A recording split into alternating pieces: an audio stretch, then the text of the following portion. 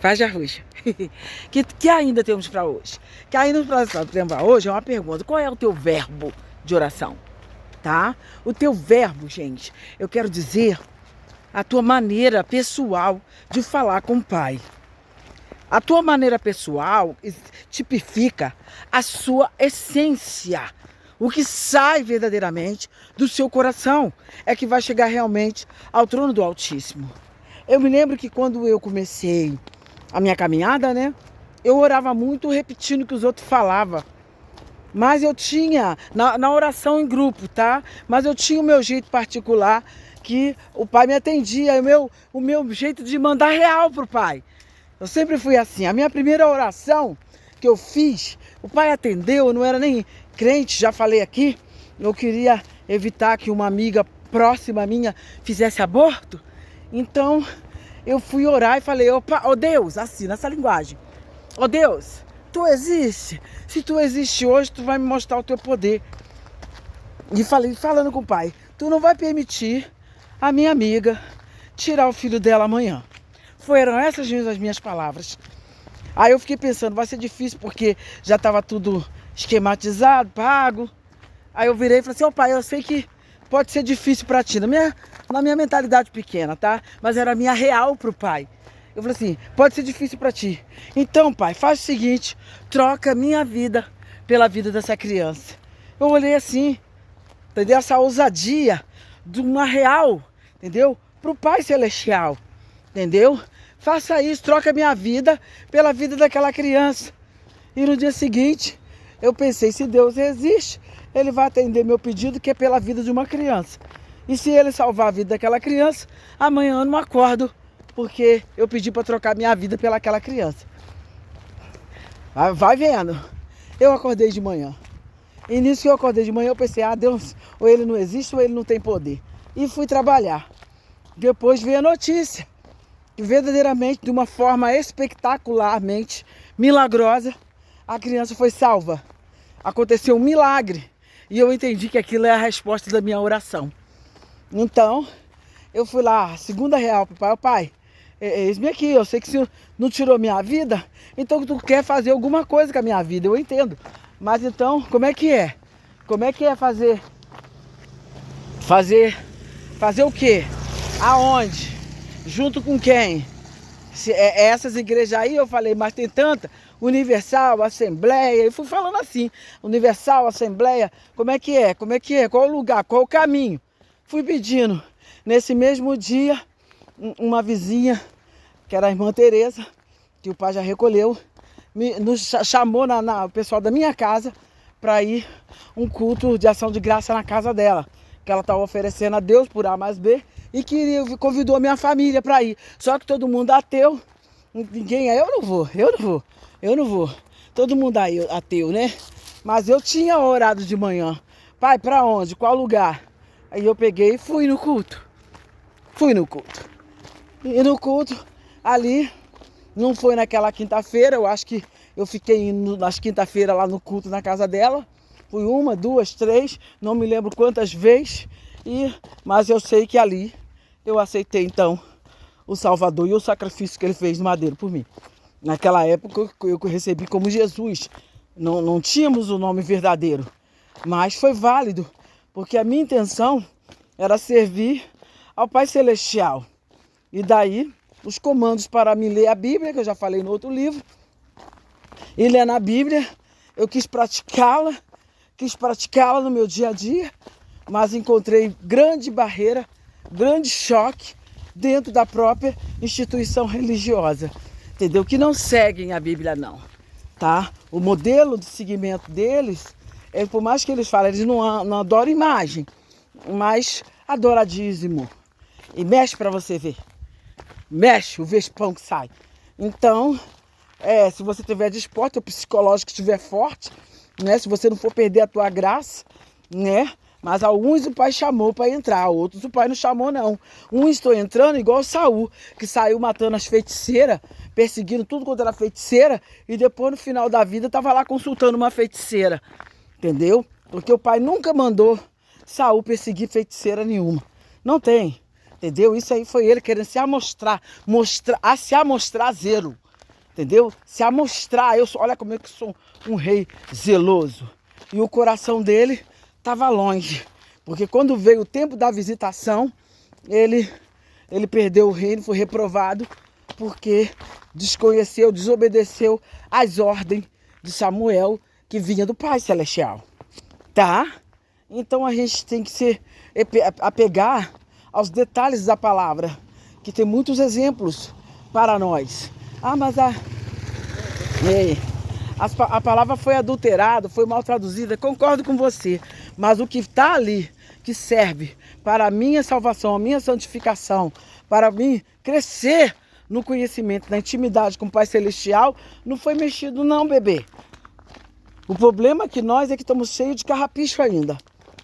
E os carrapichos em nós faz a gente desconfiar, faz a gente contender, faz a gente retroceder ou recalcitrar, entendeu? Quando o pai vem abater, principalmente o ego. A gente não quer perder o ego. E tudo que o pai usa é ferramentas para abater o nosso ego. Então, gente, qual o seu verbo? É a pergunta. Qual as suas próprias palavras? É o que o pai quer ouvir, entendeu? E a Bíblia fala que a um ele deu 1 talento, a outra ele deu 2 talentos, a outra ele deu 5 talentos. Irmão, 1 talento é o talento da oração. E como é que eu vou fazer para esse talento da oração granjear para 2? Como é que granjeia o talento da oração para 2? Quando a sua oração é atendida, bebê. E a sua oração para ser atendida, coração quebrantado e contrito, é as suas verdades rasgadas diante do trono do Pai, né? Quando a gente não fica usando fachada de religiosismo nenhum e manda pro Pai real, entendeu? Até hoje, eu costumo falar muito real com o Pai, entendeu? Antes eu tinha uma pegada arrogante, eu concordo, mas o quebrantamento veio e tá vindo ainda. Então vai chegando nós com conformidade com ele. O Pai não vai mandar você calar a boca. Ele simplesmente não vai atender o teu pedido. Então, nós temos que ficar atentos, porque nós oramos e não temos resposta. Porque às vezes, como o Tiago fala, é para atender as nossas vaidades, as nossas soberbas. É para atender as nossas autopiedades. É para atender, Pai, tem compaixão de mim. Olha como é que eu estou sofrendo, mais que o meu filho lá no Madeiro. Não, querido, não, querida. Manda real aí. Pai, tem compaixão de mim. Eu ando atribulada por causa das minhas precipitações. Agora você está falando uma verdade. Eu ando atribulada por causa das minhas ignorâncias. Pode mandar mais real. Eu ando atribulada, o meu caminho está desse jeito por causa do meu plantio.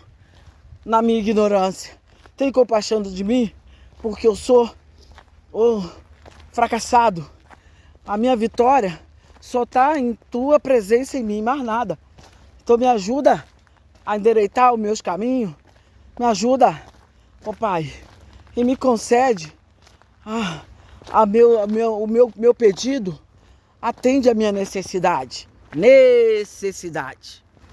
Entendeu? Mas o Pai vai sondar por que você está necessitado. Então é bom que você fale na real. Por que você está necessitado?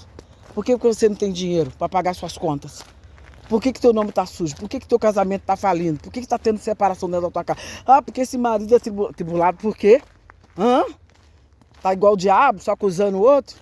Fala de você. Tá igual Adão e Eva quando caíram lá no jardim? Um apontando o defeito do outro. Fala de você. Diante do trono do Pai, a gente tem que medir as nossas palavras para não estar falando mal do outro. Entendeu? Mesmo quando nós estamos sendo afligidos, nós temos que orar: Pai, tem misericórdia de mim, porque fulano está me afligindo, Pai. E é sem causa, tu viu, tu tá vendo que se for um chefe que tá me perseguindo, tu tá vendo que eu chego na hora, tu tá vendo que eu tô dando produção, tu tá vendo que eu tô ali batendo as metas, mas eu tô sendo perseguida, atribulada assim mesmo pelo meu chefe. Tem misericórdia de mim e desse meu chefe também, que sei lá que espírito é esse que tá movendo para ele me perseguir. Tem que ter quebrantamento nas palavras, mas as palavras Como que você vai demonstrá-las? São suas, é teu verbo. É teu verbo. Falando a real com o Pai. Sem altivez. Porque o Pai resiste aos soberbos. Entendeu? Ele dá graça para os humildes. E humildade, gente, não pode ser fingida. Ela tem que ser de coração mesmo. Às vezes nós temos que ter alguém olha assim para mim, muitos já me disseram mesmo que eu sou muito atirada, muito exaltada. Eu, meu Pai, tem misericórdia. Atirada, exaltada, que eu fiquei assim, anos, principalmente no meio dos irmãos, sem entender, os irmãos falando, você é muito exaltada. Você anda aqui dentro como se você fosse alguma coisa. E eu ficava assim, meu Pai, que é isso que os irmãos estão me cobrando? Que humildade. A humildade que eles querem, geralmente, as pessoas, é a humildade de ficar debaixo do pé deles. Aí, não. Não vou ficar debaixo do pé de ninguém. Não. Não. Eu sou livre em Arusha. Eu sou livre. Eu não tenho que ficar debaixo do pé de ninguém. Entendeu? E principalmente, né, quando eu estava lá no sistema religioso lá, o pastor, porque você age como se não precisasse de pastor. Aí eu virei para ele assim, meu irmão, preciso de você mesmo não. De mim você está livre. Se eu preciso de alguma coisa de você, é só da sua comunhão. Mas que você me diga qual é o meu pé direito e qual é o meu pé esquerdo, não precisa. Eu tenho o Espírito, na época eu falava, o Espírito Santo já para me guiar. Pronto. E eles achavam que isso era soberba. Eu não perguntar nada ao pastor, eu não consultar o pastor, eles achavam que era afronta. Afronta. E teve uma vez que esse pastor virou para mim e falou assim, irmã, você tem que me respeitar, porque eu sou o cabeça da igreja. Eu falei assim, não, tá errado. Você não é o cabeça da igreja, não. Você não morreu por ninguém aqui. Você é conservo. Como eu sou conservo. Estamos servindo ao Pai com nossos dons. Você com a liderança.